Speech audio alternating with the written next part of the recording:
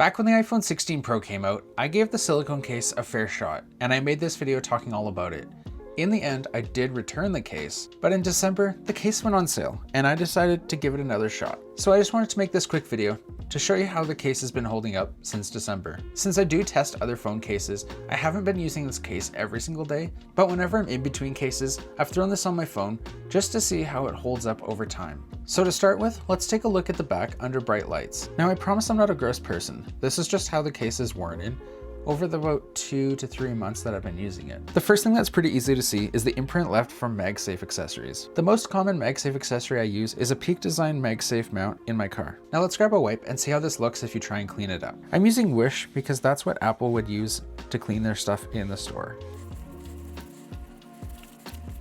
So after giving it a clean, it definitely looks better, but it's not perfect. You can still see the faint outline of the MagSafe mount. And if you start to handle the case a bit, you're gonna start to notice little faint fingerprints showing up again. So what's interesting with the Apple Silicone Case is that when you first get it, it has this really soft, smooth, velvety feeling. And you would think that that lasts for the whole time, but it actually starts to wear down through a couple different layers. The first is what you see here, which is a similar color to how it looks out of the box. But then as you use the case, you start to get to the next layer, which is a shiny, darker color. This layer is also way more grippy than the first two. After about 2 to 3 months of use, you can start to see that shiny layer coming through on each of the corners here on the bottom of the case. What's the most interesting to me is that this isn't just aesthetic.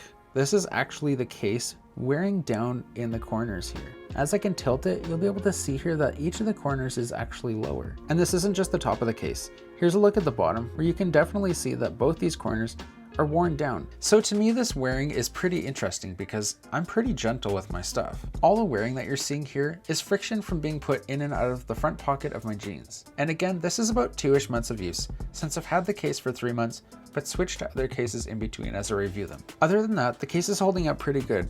There isn't really much to say about the bottom, the side on the left, or the top. The only other damage I've noticed is a bit of wearing here around the camera control button. Now, all that aside, the one thing I do dislike and both like about this case is that it's grippy. It can be pretty frustrating to get in and out of your pocket, but if you're looking to put your phone down on something like a couch arm and not have it go sliding off, then this is kind of the go-to case for that. And granted, that's a pretty niche use case, but it's worth pointing out. I hope you found this video interesting and helpful. If you still want to buy this case, I've put a link in my description where you can find it. As always, I appreciate you spending your time with me. Consider subscribing, and I'll see you again.